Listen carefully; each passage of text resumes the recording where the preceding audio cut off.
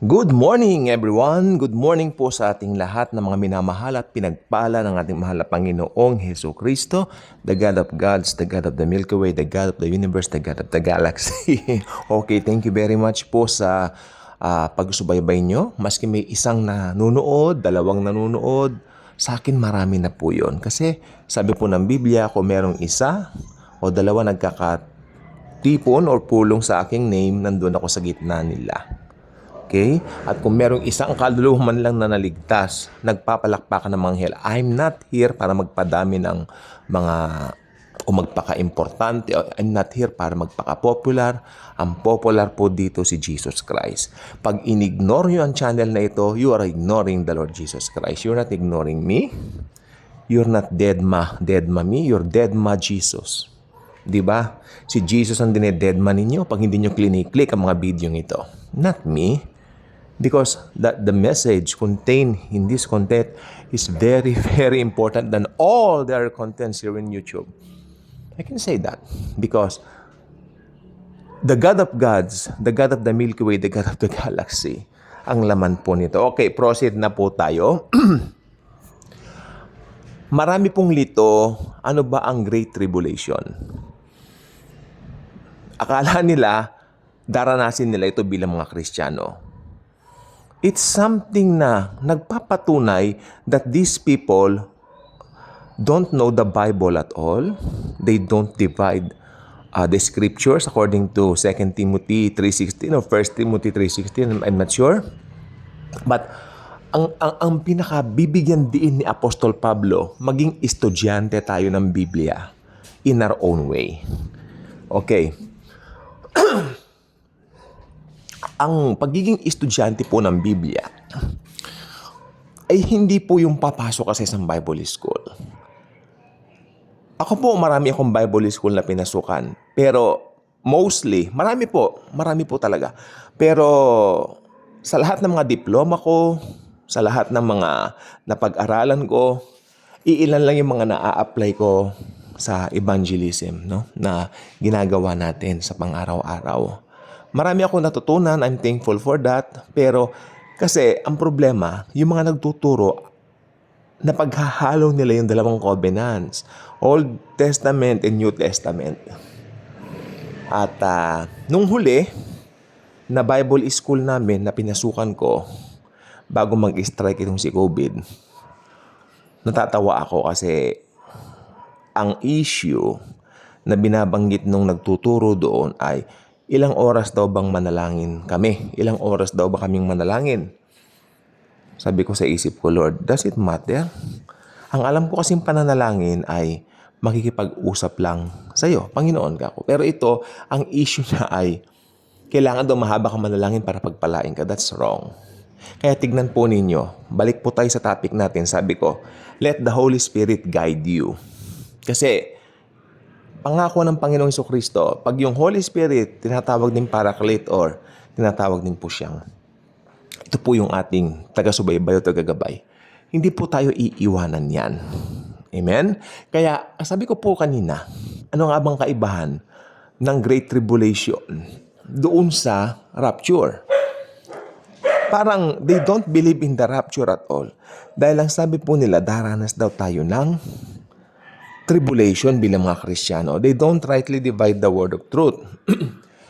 The best teacher po ay ang Bible. Ang pinakatamang paraan to study the Bible is rightly dividing the word of truth. Dapat alam natin yung covenants natin. Alam natin kung sino ba ang kausap sa bawat binabasa natin. Para ba ito sa mga Hudyo? Okay? Para ba ito sa mga Gentiles katulad natin? O para sa mga Kristiyano? Yung mga Kristiyano, tayo po yon. Wala ng hentil, wala ng Hudyo.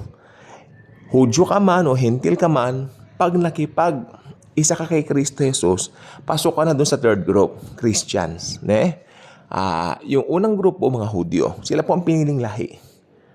Wala pong pagtatalo dyan. Pangalawang grupo, Gentiles. Sino ba yung mga Gentiles? Mga hindi Hudyo. Tayo. Hindi po tayo Jews, we're not Jews. At kailanman hindi magiging Hudyo. Pero dahil sa ginawa ni Jesus doon sa krus ng Kalbaryo, tayo po ay naligtas. Kaya pasok tayo sa third group din, naging mga Kristiyano tayo. Yung mga Hudyong maniniwala din kay Jesus, magiging Kristiyano rin.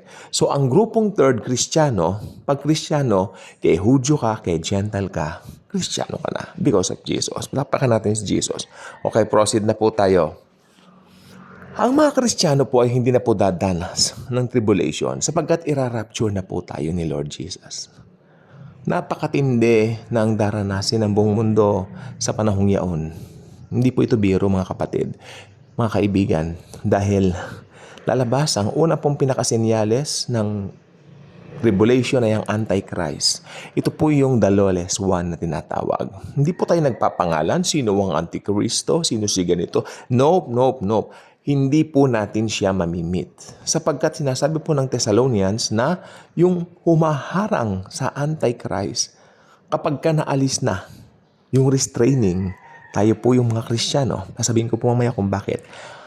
Pag naalis na tayo mga Kristiyano rito, doon po siya lalantad. Alam niyo po kung bakit? Kasi nasa ating mga Kristiyano yung Holy Spirit. At ang humaharang sa Antichrist sa kanyang paglantad na yung banal na Espiritu. Kapag ka nga naman natanggal na tayo mga Kristiyano rito, ibig sabihin, wala nang magsasabi sa mga tao na, hey, Antikristo yan, Antikristo. Wala na. Kumbaga, magagawa na ni Satanas ng freely at malaya yung kanyang gagawin. Yung nga sa pamamagitan ng puppet niya, the Antichrist. So, ibig sabihin po niya, wala na yung Holy Spirit yan. Ibig sabihin, ang Holy Spirit, akala ko ba everywhere? Akala ko ba Diyos ang Holy Spirit? Akala ko ba everywhere nandiyan siya? Bakit matatanggal siya? No, hindi po yun ang pinag-uusapan. Yung konsepto lang po ang pinag-uusapan. Kasi, hahayaan na po ng Diyos. Nandun po ang Holy Spirit sa Diyos. God the Father, God the Son, God the Holy Spirit. Hahayaan na po niya na matupad yung mga nakasulat sa Biblia. Diba? So, pababayaan niya, papahintulutan niya na maghari ang Antikristo rito sa loob ng 7 taon.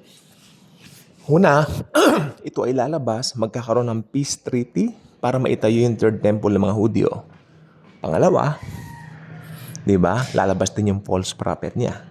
Magmumula po, ako'y naniniwala, magmumula po ito sa Israel. Isa po itong Hudyo. Yung false prophet, Hudyo. Pero taga-Europe yung Antichrist. Ayan. Pero wala akong papangalanan kung sino. Pero siguro yung sa false prophet, may possibility si Rab Shlomo Yehuda, sabi nila, aka Dayanuka. Pero I don't know, dahil tahimik na rin po ngayon yan. Kung ano man po yun, hindi na po natin problema yon dahil tayo mga Kristiyano po, ira-rapture na po tayo. Yan po ang pangako ng Panginoong Hesukristo. We will be raptured to be with Him forever, never to enjoy heaven forever, never to be with Him, with His presence forever, never. Amen? Ngayon, anong mangyayari sa tribulation dito? 7 taon ng paghihirap, pagdurusa. Yung first 3.5 years, I think parang siyempre madadaya sila ng Antichrist. Kasi ipapakilala ng Antichrist na siya ang solusyon sa lahat ng problema ng mundo. Ano? Kasi mag-uumpisa yan, pag nawala na tayo mga Kristiyano, magugulantang ang buong mundo, then sasabihin ng Antichrist, kinuha tayo ng mga alien. Parang ganon, alien invasion, sasabihin ng Antichrist. So, itong taong ito, the lawless one, the Antichrist, magiging pinaka-popular tanyag siya. Pag samasamahin mong kasikatan ni Elvis, ng Beatles, ni Taylor Swift, walang binatbat sa kasikatan ng Antikristong ito. Sobrang sikat ang Antikristo to the point na sasambahin siya ng buong mundo. Amen? Wala yung mga pa-famous na yan ngayon sa Facebook, sa mga social media. Wala pong binatbat yung mga sikat na celebrity ngayon dahil lahat po nang yan matatabunan sa kasikatan at katanyagan ng Antichrist. Kaya nga po niya magogoyo o maloloko ang buong mundo. From then, magkikipag-peace treaty na nga siya, sabi ko na nga po kanina, para itayo yung i-build yung third temple. Okay, after 3.5 years, siyempre, ang third temple po, hindi po sinasang-ayunan ng Panginoon yan dahil diyan naghahandog na naman ng mga alay. Pero ang mga Hudyo po, yan po ang gusto nila kasi hindi naman po sila naniniwala na si Jesus ang kanilang Diyos, no? O kanilang Lord. So, ang mangyayari, mag-o-offer uli sila. Offering. Pero after 3.5 years, darating yung Antichrist doon sa temple. Itigil yan, sasabihin niya. Magugulat ngayon sila. Ba't pinapatigil niya? Ayun na. Pagka pinatigil niya yun, pasok na po yung Great Tribulation. Yan po ang mangyayari sa mundo. Ipapakilala niya na, I believe na si Satanas na po yun. Kasi ang Antichrist po mapapatay, mababaril. Sabi nila mababaril daw, no? Kung ano man paraan ng kamatayan, pero mamamatay siya kasi sinabi po yan ng Biblia. Okay. Ngayon, after ilang days, mabubuhay po yan. At doon, sasamba sa kanya ang buong mundo kasi makikita ng buong mundo na buhay siya, yung Antikristo. Ne? So, pag nabuhay yung Antikristo, sasamba na yung buong mundo. Ang magpapasamba sa kanya yung bulaang propeta na taga-Israel. Sambahin natin. Hindi niya sasabing Antikristo, sambahin natin kung ano man ang pangalan niya. Sabi ko po sa inyo, si Taylor Swift, si Beatles, si Elvis, Adele, sino may mga sikat na artista, singer. Siyempre sa Hollywood tayo kukuha kasi sobrang sikat ni Taylor Swift ngayon. No? Binigyan nga ako ng CD ng Taylor Swift. Maganda nga, gusto ko. Pero pagdating po ng Antichrist, walang binatbat niyang kasikatan ng mga yan. Dahil sobrang sikat ng Antikristong ito. Kaya sasamba na sa kanya ngayon. Ay, nabuhay oh! So, sasamba ngayon sa kanya. Kasi nakita nila, ay, namatay ito, pero hindi nabuhay. Kaya sasambahin ngayon siya. At malilin lang niya ang mundo. Tapos, ito na. Magtatatak na siya ng mark of the beast. I believe ito ay microchip na parang maliit na kanin na ilalagay sa mga kamay ng mga tao. Kaya hindi ka makakabili kung wala ka nung. Kasi pagpunta mo sa mga mall, wala ka nung biochip na yan, hindi tutunog yung pangalan mo, hindi ka makakabili. At yung pag nalaman ng Antichrist na hindi ka nagpatatak, papapatay ka, papupugutan ka ng ulo. Pero pag papugot ka naman ng ulo, mag-glorify mo si Jesus. Kasi ang salvation during the tribulation, at great tribulation, ay salvation by works. Maniwala kay Jesus, pero kailangan may works. Hindi na dugo ni Jesus ang magliligtas sa'yo. Sariling dugo mo na. Pag naiwan ka sa rapture. Diba? Pag naiwan ka sa rapture, daranas ka ang tribulation age. Kaya pugot ulo ka. Pag hindi ka nagpapugot ng ulo, hindi ka mapupunta sa langit. Amen? Amen. Kaya mahirap ang salvation sa Great Tribulation. Kaya kung ako sa'yo ngayon pa lang tumanggap ka na sa Panginoong Jesucristo, decide for Him now while there is yet time. Pero, syempre, ang tagumpay darating na. Kapag nasagad na yung 3.5 years, darating na po si Jesus. Alam niyo kung sino po ang kasama niya? Yung mga na-rapture na born again Christians. Tayo po yun. Palakpakan natin si Jesus. Tayo yun. Nasa likod tayo ni Jesus. Makinig po mabuti. Sa rapture, Jesus will get His bride. Will get His church. Sa second coming, Jesus will come with the church. Tayo po ang church, hindi church building, hindi institutional church. Tayo po. Maliwanag po yan. So, yan po ang we will be with the Lord forever and ever. Kasi, tingnan mo, maski sa second coming yan, andun tayo sa likuran niya. Ganyan tayo kalab ni Jesus. Kaya, kung ako sa'yo, hindi ka pa tumatanggap kay Jesus, tumanggap ka na ngayon. Kasi ang sarap maging born again Christian. Sarap maging Kristiyano. Kaya mag-subscribe ka na rito. Click ang notification bell, share the video, share Jesus.